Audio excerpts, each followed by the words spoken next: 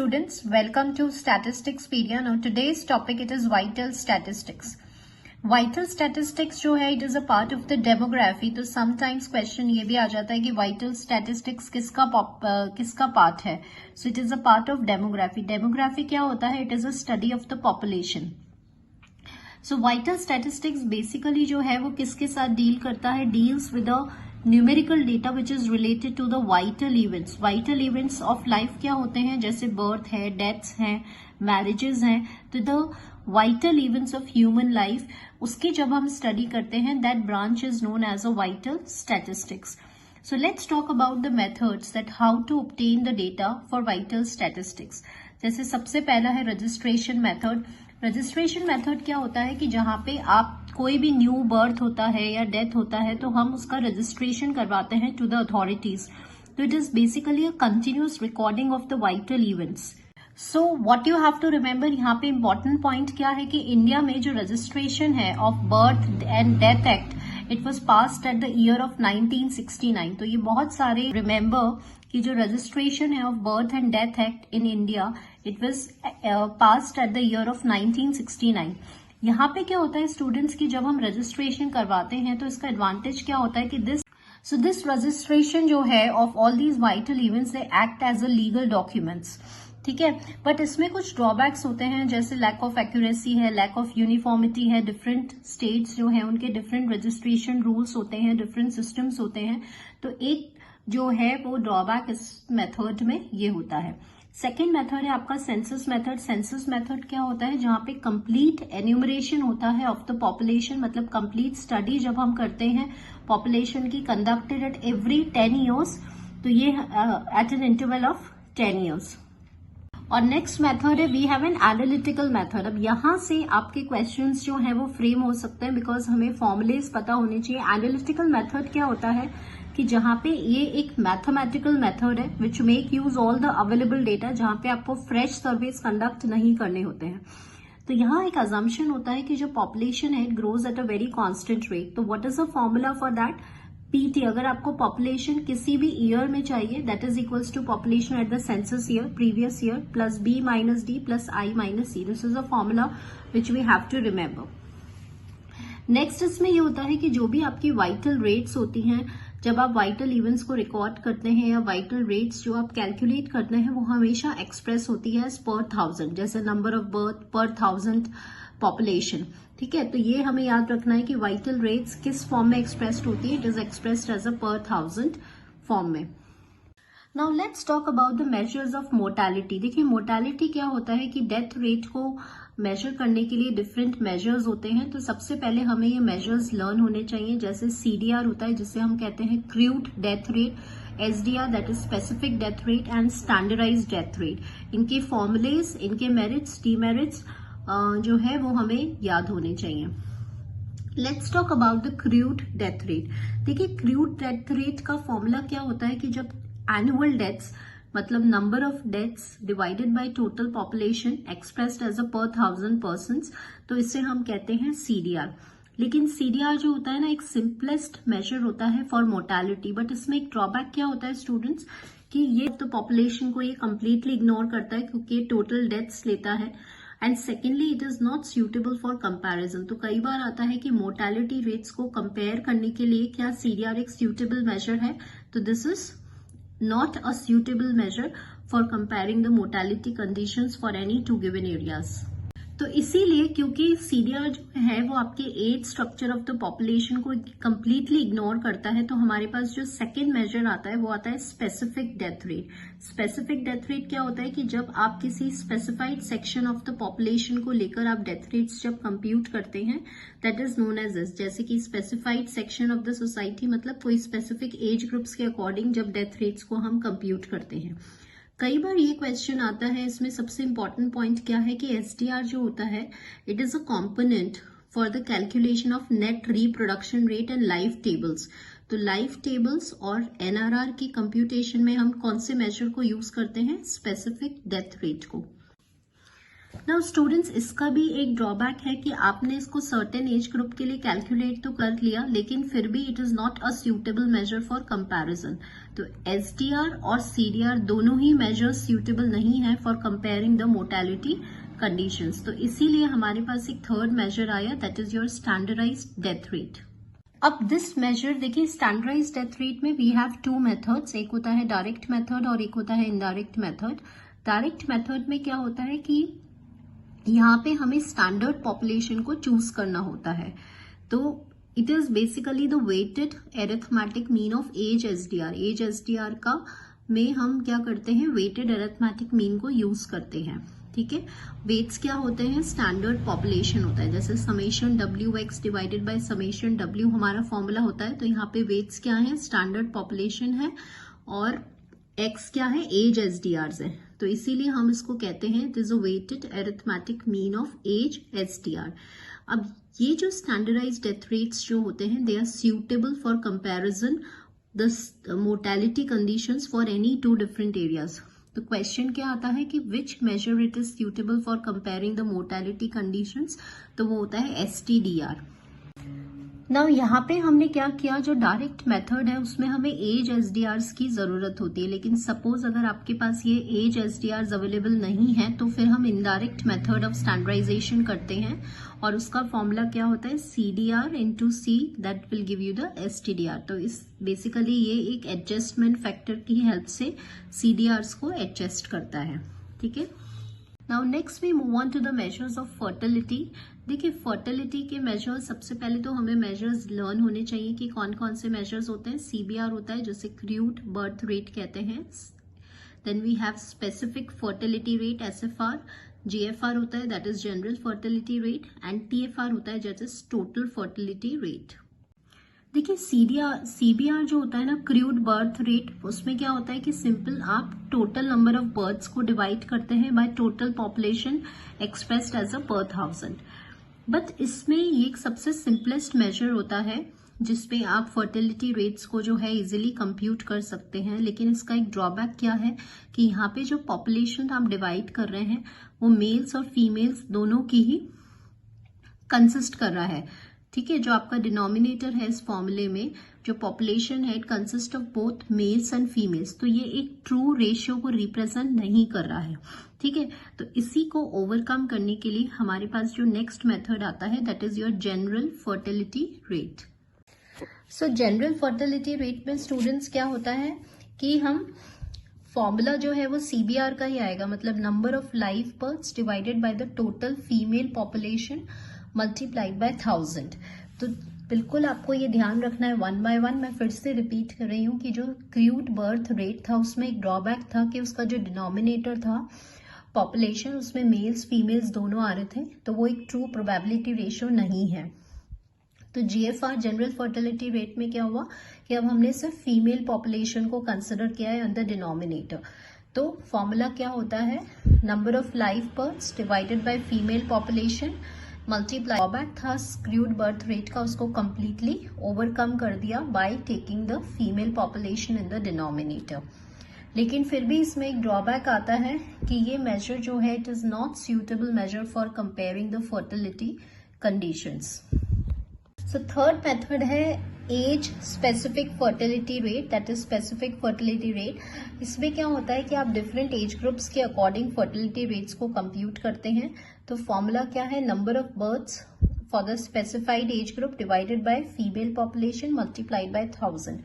यहाँ पे भी एक ड्रॉबैक है कि it is a not suitable measure for comparing the fertility conditions for any two given areas. तो अब तक जो आपने 3 मेजर पढ़े हैं, सीबीआर, जीएफआर और एसएफआर, सारे ही मेजर्स जो हैं उसमें हम कंपैरिजन के लिए ये सूटेबल मेजर नहीं है। So next we have is a TFR, total fertility rate. देखिए क्या होता है कि हमें जितने भी आपके एज एसएफआर आए हैं, जो स्पेसिफिक फर्टिलिटी रेट्स आए, उनको सबको जब हम ऐड करेंगे तो हमारे पास एक सिंगल वैल्यू आ जाएगी उनको ऐड करने पे। उस सिंगल वैल्यू से हम इजीली जो फर्टिलिटी रेट्स हैं उनको हम इजीली कंपेयर कर सकते हैं। ठीक है, तो टोटल फर्टिलिटी रेट में क्या होता है कि जो भी specific age specific fertility rates आए सबको हम कंबाइन कर देते हैं और हमें एक सिंगल वैल्यू मिल जाता है। तो it is also known as a standardised fertility rate. ठीक है, तो इसका जो फॉर्मूला होता है वो आप देख रहे हैं, n multiplied by summation of age SFRs। अब ये जो मेजर है it is suitable for comparing the fertility conditions, क्योंकि आपने सारे एज स्पेसिफिक जो फर्टिलिटी रेट्स है उसको कंबाइन कर दिया और अब आपके पास एक सिंगल वैल्यू आ गई, तो now it is suitable for comparison. Students, अगर क्वेश्चन आता है कि मोर्टेलिटी मतलब डेथ रेट का सूटेबल मेजर ऑफ कंपैरिजन कौन सा है, that is standardised death rate, और फर्टिलिटी रेट्स का सूटेबल मेजर ऑफ कंपैरिजन कौन सा है, total fertility rate, that is your TFR। Now next we talk about the measurement of the population growth. देखिए, अगर आपको एक ट्रू इंडेक्स चाहिए पॉपुलेशन ग्रोथ का, तो यहाँ पे हम बर्ड्स को कंसिडर ना करके फीमेल बर्ड्स को कंसिडर करते हैं, बिकॉज द फीमेल बर्ड्स जो हैं they are going to be the future mothers. तो जिससे आपका जो रेट ऑफ पॉपुलेशन ग्रोथ है उसको वो आपको एक ट्रू वैल्यू मिलेगा, एक ट्रू इंडेक्स मिलेगा ऑफ द पॉपुलेशन चेंज। तो देखिए, मेजरमेंट्स ऑफ पॉपुलेशन ग्रोथ कौन कौन से होते हैं, एक होता है crude rate of natural increase, एक होता है ग्रॉस रिप्रोडक्शन रेट और एक होता है नेट रिप्रोडक्शन रेट। तो इसमें क्या डिफरेंस है कि जब हम फर्टिलिटी रेट्स कंप्यूट कर रहे थे तो वहां पे हम सिर्फ नंबर ऑफ बर्ड्स कंसिडर कर रहे थे। ये बहुत इंपॉर्टेंट पॉइंट है, इस पे क्वेश्चन भी फ्रेम होता है कि जो पॉपुलेशन ग्रोथ है आपकी वो बेसिकली किस पे डिपेंडेंट होती है, फीमेल बर्ड्स पे। जो न्यू बर्ड्स हैं अगर वो फीमेल बर्ड्स हैं तो उससे हम रेट ऑफ पॉपुलेशन ग्रोथ को डिटरमाइन करते हैं। So students, crude rate of natural increase जो है वो कुछ नहीं है, सिंपल डिफरेंस होता है CBR माइनस CDR का। और जो यूजुअली हम पॉपुलेशन ग्रोथ को मेजर करते हैं with the help of the GRR and NRR। So let's talk about gross reproduction rate, और इसके बहुत सारे क्वेश्चंस न्यूमेरिकल भी आते हैं एंड ऑब्जेक्टिव भी आते हैं। सबसे पहले हम क्या होता है ग्रॉस रिप्रोडक्शन रेट में, आई टोल्ड यू कि हम जो बर्ड्स कंसिडर करते हैं वो फीमेल बर्ड्स कंसिडर करते हैं। तो इसके फॉर्मूला में हम नंबर ऑफ बर्ड्स नहीं लिखेंगे, रादर हम क्या लिखेंगे, नंबर ऑफ फीमेल बर्ड्स। तो इसका फॉर्मूला क्या होता है, number of female birds upon total female population multiplied by total fertility rate, that is your TFR। This is a formula. लेकिन GRR में हम कुछ अजम्पशन सेट करते हैं। अजम्पशंस क्या होते हैं कि नो फीमेल डाई और migrate till their reproductive age. तो ये आपको याद रखना है कि यहाँ पे हम it is close to death and it is close to migration. ठीक है, ये इसका एक अजम्पशन होता है। और यहाँ पे ये मान के चलता है कि जो सेम फर्टिलिटी रेट है that will be continue age group. तो this is what an assumptions are met. तो ये दो अजम्पशंस आपको लर्न होने चाहिए, फॉर्मूला आपको याद होना चाहिए। लेकिन क्या होता है, देखिए स्टूडेंट्स, GRR जो है ना वो एक अजम्पशन लेके चलता है कि it is close to death of the females, मतलब no female will die till their child bearing age group. तो ये इसका एक ड्रॉबैक होता है कि ये जो मोर्टेलिटी है या जो डेथ फैक्टर है उसको ये कंप्लीटली इग्नोर करता है। So it ignores the effect of mortality of the female. तो ये इसका एक ड्रॉबैक है, और इस ड्रॉबैक को ओवरकम करने के लिए क्या आता है, net reproduction rate. So net reproduction rate में आपको क्या याद रखना है कि GRR plus the effects of mortality ये कंबाइन होके क्या बन जाता है फॉर्मूला, नेट रिप्रोडक्शन रेट। तो what is the definition, GRR when it is adjusted for the effects of mortality, क्योंकि नेट रिप्रोडक्शन रेट फीमेल की जो डेथ रेट्स है या मोर्टेलिटी रेट्स है उसको भी कंसिडर करता है।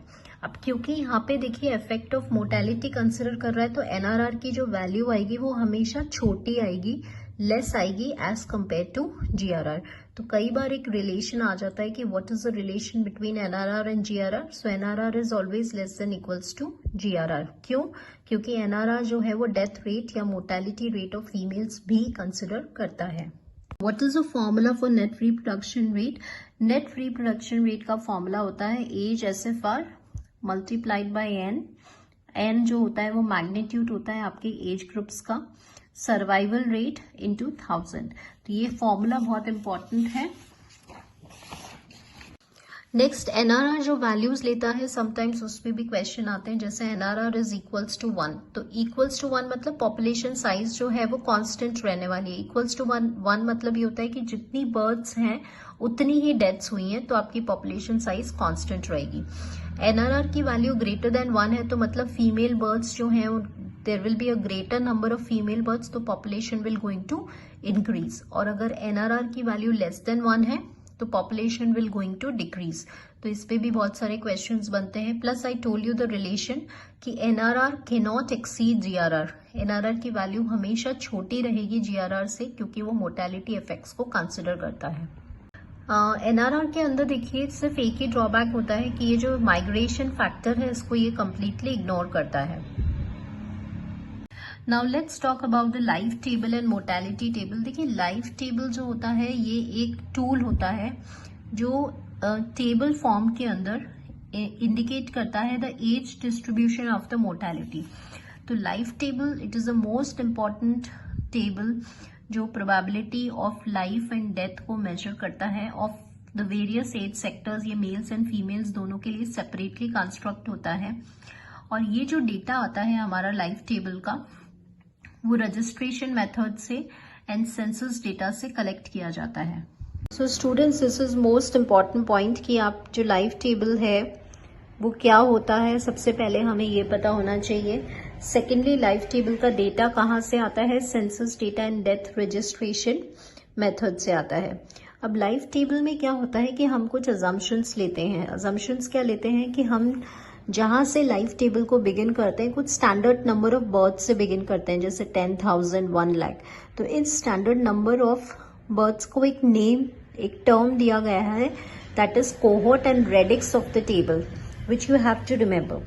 ठीक है, सो कोहोर्ट और रेडिक्स क्या होता है, कुछ स्टैंडर्ड नंबर ऑफ बर्थ्स होता है। ये इसका पहला अजम्पशन है। सेकेंड अजम्पशन हम यहाँ पे ये अज्यूम करके चलते हैं कि it is close to migration, plus यहाँ पे एज स्पेसिफिक मोर्टेलिटी रेट्स को यूज किया जाता है for the construction of the life table. कई बार क्वेश्चन आता है कि लाइफ टेबल में कितने कॉलम्स होते हैं, तो ये भी हमें लर्न होना चाहिए कि life table will consist of 8 columns. कौन कौन से होते हैं, एक्स, एलएक्स होता है कि कितने number of persons presently they are living at the age of x. Dx होता है आपका एलएक्स माइनस एलएक्स प्लस 1, ये फॉर्मूला आपको याद होना चाहिए। क्यूएक्स जो है वो आपके पास प्रोबेबिलिटी ऑफ डेथ होता है, पीएक्स प्रोबेबिलिटी ऑफ सर्वाइवल होता है, और एलएक्स जो होता है वो एवरेज होता है आपका।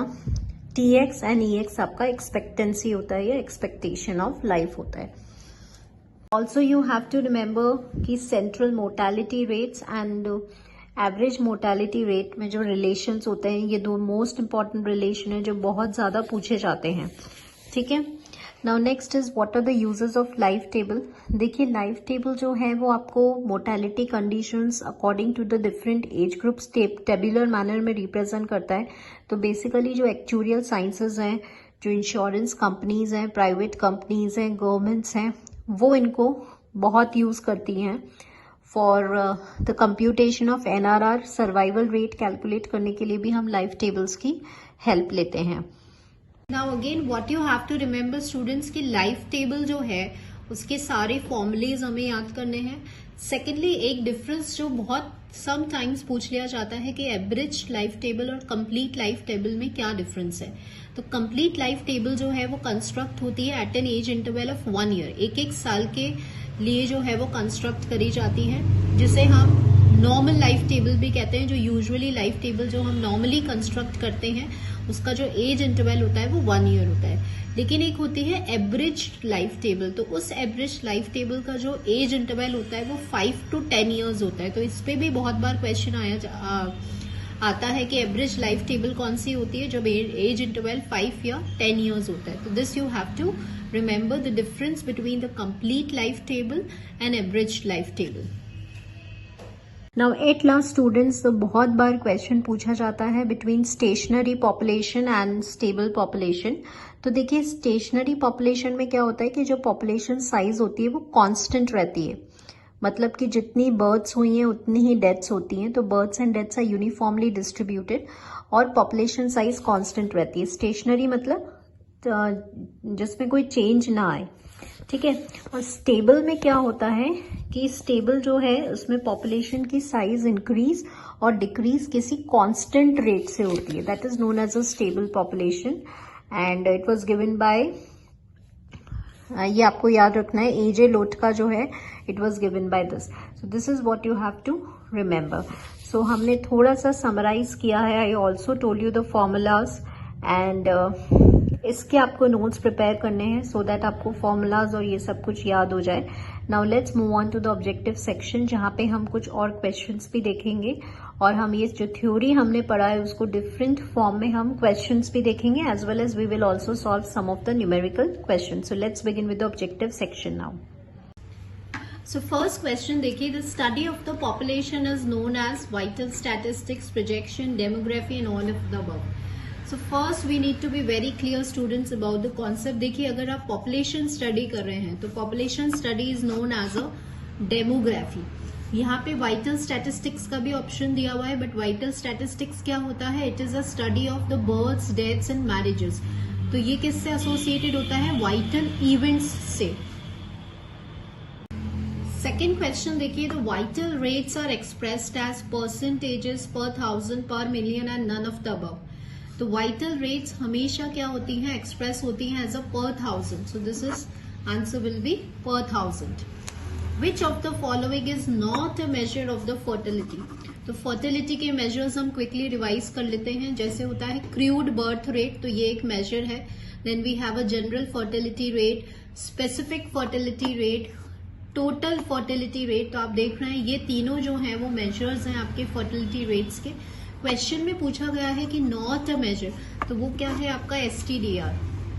Now what is a full form? It is standardised death rate. तो स्टूडेंट्स अभी क्या हो रहा है कि हम जब ये क्वेश्चन सॉल्व कर रहे हैं तो हम जो बाकी दूसरे फैक्टर्स हैं उससे भी रिवाइज करने हैं। तो जब भी आप क्वेश्चंस प्रैक्टिस करेंगे तो आपको साइड में जो एडिशनल डेटा है या फैक्टर्स है उनको भी रिवाइज करते रहना है, सो दैट ये आपको इजीली जो है सारी चीजें वो याद हो जाए।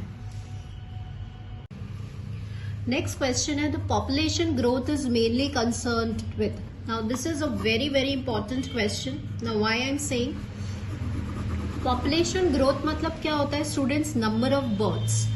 तो मैक्सिमम स्टूडेंट्स अगर ये क्वेश्चन आएगा और हम फर्स्ट ऑप्शन देखेंगे टोटल नंबर ऑफ बर्थ्स, तो आप इसी को मार्क करेंगे, but this is a incorrect option, ये गलत हो जाएगा आपका, क्योंकि जो पॉपुलेशन ग्रोथ है, अगर आपको actual rate of population growth measure करनी है तो वो किससे कंसर्न्ड होती है? Total number of female birth से। ठीक है, ये मैंने अपने थ्योरी पार्ट में भी अभी आपको समझाया था कि जो रेट ऑफ पॉपुलेशन ग्रोथ है वो मेनली कंसर्न्ड होती है फीमेल बर्थ से, और वो आपको एक ट्रू इंडेक्स प्रोवाइड करती है। तो population growth is mainly concern with the total number of female births. तो यहाँ पे आपको कंफ्यूज करने के लिए ऑप्शन दिया गया है total number of births, and maximum students यही मार्क करते हैं। सो बिल्कुल इसको एक स्टार क्वेश्चन मार्क करिए, because this is the most important, कि ग्रोथ की बात हो रही है तो it deals with the female births. So answer for this question will be this. Which of the following is used to compare the mortality conditions of two given regions? तो जब हमें कंपेयर करना है मोर्टेलिटी कंडीशंस, तो अब आपको कोई भी ऑप्शन देखने की जरूरत नहीं है। तो नीड टू कंपेयर करने के लिए हमारे जो फैक्टर्स यूज में आते हैं, जो के लिए हम किसको यूज करते हैं? स्टैंडर्डाइज्ड डेथ रेट को। तो STDR जो होता है it is useful for comparing the mortality conditions. Answer will be this. अब STDR में we have two methods, direct method होता है और इनडायरेक्ट मेथड ऑफ स्टैंडर्डाइजेशन है। ठीक है, नेक्स्ट क्वेश्चन देखिए, life table is a profile of human population which shows probability of dying at each age, number living and dying, expectation of life at each age and all of the above. तो आपको पता है कि life table जो है वो एक tabular representation होता है, जहां पे आपको probability of survival, death, number of persons जो एक स्पेसिफिक एज ग्रुप में है, एक्सपेक्टेंसी मतलब वो कितने फ्यूचर उनका लाइफ टाइम क्या रहेगा, वो कितने साल जो हैं they are expected to live, ये सारी बातें हमें किससे पता चल जाती है? लाइफ टेबल से। तो क्वेश्चन क्या कह रहा है? ऑप्शंस में क्या है? Probability of dying at each age मतलब QX। ठीक है, ये हमें पता चल जाता है, तो ये करेक्ट ऑप्शन है। Number of persons living and dying, तो ये भी हमें पता चल जाता है LX से, ठीक है, DX से नंबर ऑफ डेथ्स हुई हैं, एक्सपेक्टेंसी ऑफ लाइफ EX जो है वो उससे आपको TX जो है total future life time expectancy of life, तो ये तीनों ही ऑप्शंस जो हैं वो करेक्ट हैं. सो answer for this question will be all of the above. The standard number of the birds 10,000 originating a life table is known as what? तो आपको पता है कि जब लाइफ टेबल में जब हमने अजम्पशंस डिस्कस किए थे तो ये सबसे इम्पोर्टेंट अजम्पशन है कि वो लाइफ टेबल बिगिन होती है विद कुछ नंबर ऑफ बर्ड्स हम अज्यूम करके चलते हैं 1 लाख या 10,000, 10 मिलियन, 1000. तो इस स्टैंडर्ड नंबर ऑफ बर्ड्स को हम एक नेम, एक टर्म दिया जाता है जैसे कोहॉर्ट. तो this is the correct option. Radix of the table. Initial population मतलब शुरुआत में हम जैसे 10,000 लोगों से स्टार्ट करते हैं और उनके बारे में स्टडी करते हैं, उनकी जो प्रोबेबिलिटी ऑफ सर्वाइवल है या QX है, LX है, उस एज ग्रुप के लिए, ठीक है.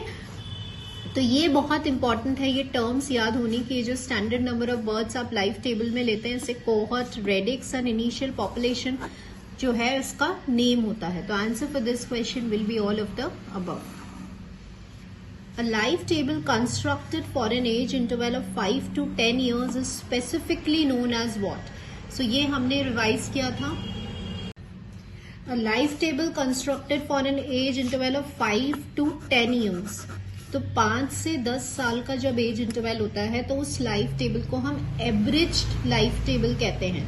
देखिए स्टूडेंट्स, मैं आपको और एक्स्ट्रा पॉइंट्स इसलिए रिवाइज कर रही हूँ सो दैट एडिशनल क्वेश्चंस भी हमारे फ्रेम हो जाएंगे और हमारा रिवीजन भी हो जाएगा.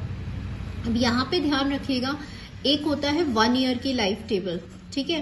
तो 1 ईयर की लाइफ टेबल जो होता है उसे हम कंप्लीट लाइफ टेबल कहते हैं, ठीक है. Complete life table, normal life table जो यूजुअली कंस्ट्रक्ट करी जाती है. लेकिन 5 से 10 साल के एज इंटरवल में जब लाइफ टेबल को कंस्ट्रक्ट करते हैं तो उसको हम बोलते हैं एवरेज्ड लाइफ टेबल.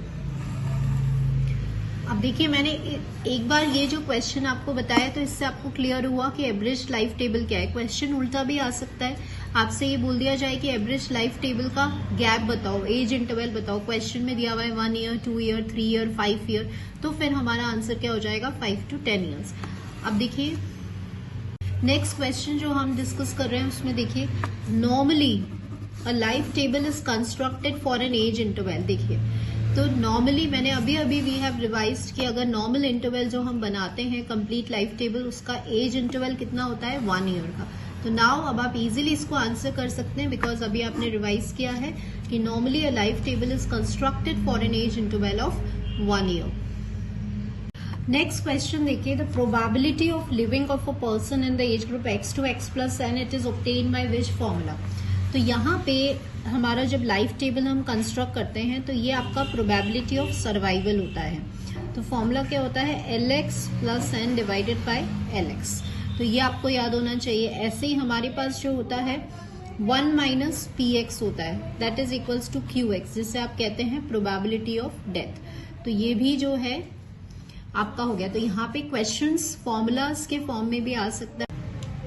तो जो प्रोबेबिलिटी ऑफ सर्वाइवल होता है उसका फॉर्मूला क्या होता है LX plus n upon LX. So answer for this question will be this. If we have the last census population, the migration, birth and death rate of the region in the given period, then the population at the time t can be estimated by which formula? Question में आपको क्या given है कि अगर आपको किसी भी time period में अगर पॉपुलेशन को कैलकुलेट करना है, आपको क्या गिवन है last census population, birth rate, death rate, migration, ये सारे डेटा आपको गिवन है. तो अब ये जो क्वेश्चन है ना उसमें जब आप फॉर्मूलाज देखेंगे, ऑप्शंस देखेंगे तो आपने ये एनालिटिकल मेथड में स्टडी किया था, ठीक है. जब हमने methods of vital statistics obtain किया था तो उसके हमने कुछ मेथड्स डिस्कस करे थे जैसे सेंसस है, रजिस्ट्रेशन मेथड है, एनालिटिकल मेथड है. तो आपको ये फॉर्मूला भी याद रखना है. अभी हम आगे इसका एक क्वेश्चन भी, न्यूमेरिकल क्वेश्चन भी देखेंगे. तो किसी भी टाइम पे आप पॉपुलेशन को कैलकुलेट कर सकते हैं. ये पॉपुलेशन आपको पता होती है, बर्थ्स है तो ऐड करोगे, डेथ्स है तो माइनस करेंगे, इमाइग्रेंट्स हैं तो ऐड करेंगे और ई माइग्रेंट्स है मतलब यहां से कहीं और देश में जा रहे हैं तो उसको सब्ट्रैक्ट करेंगे.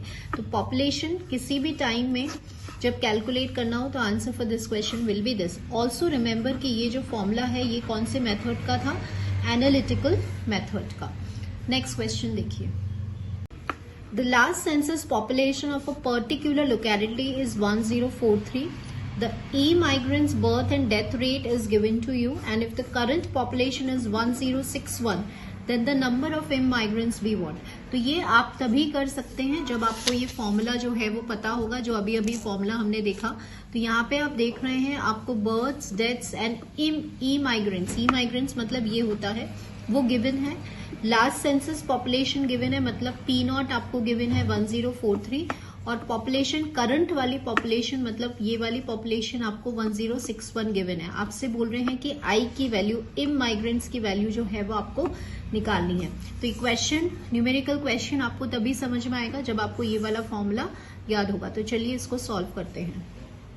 तो ये हमारा फॉर्मूला है यहाँ पर स्टूडेंट्स, और किसी भी टाइम पे आपको जो करंट पॉपुलेशन है वो गिवन है तो यहाँ आ जाएगी।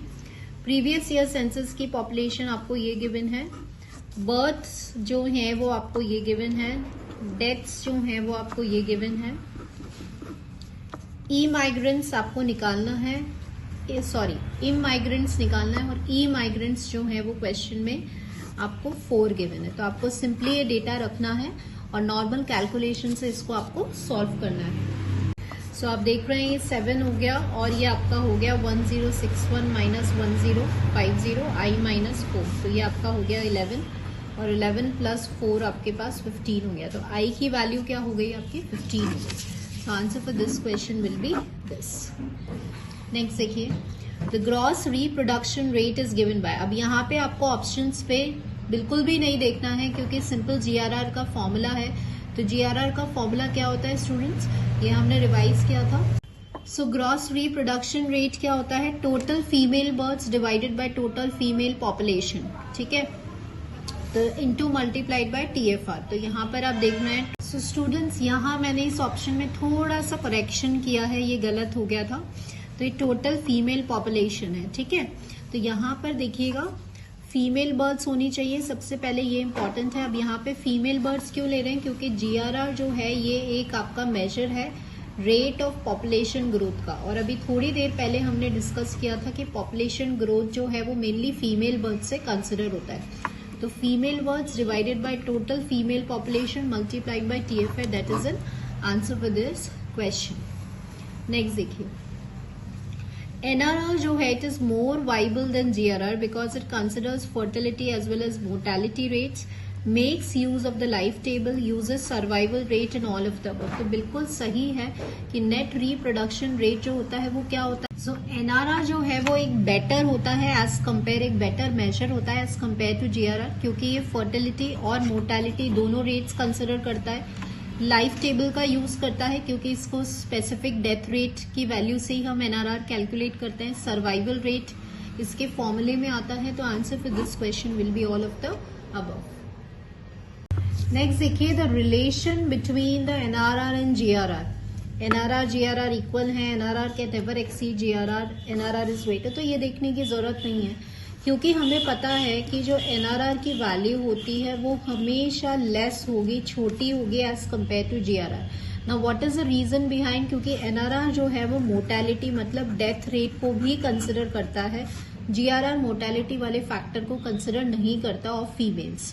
तो इसीलिए एनआरआर की वैल्यू हमेशा लेस होती है, मतलब कभी भी बड़ी नहीं होती जीआरआर से। तो answer for this question will be this, NRR can never exceed, exceed मतलब ज्यादा जीआरआर। तो एनआरआर की वैल्यू कभी भी ज्यादा नहीं हो सकती है जीआरआर से। तो इसका आंसर क्या हो गया, ये हो गया। नेक्स्ट क्वेश्चन देखिएगा, now this is I am marking it as a star, ये आपके फॉर्मूला लिस्ट में जाएगा।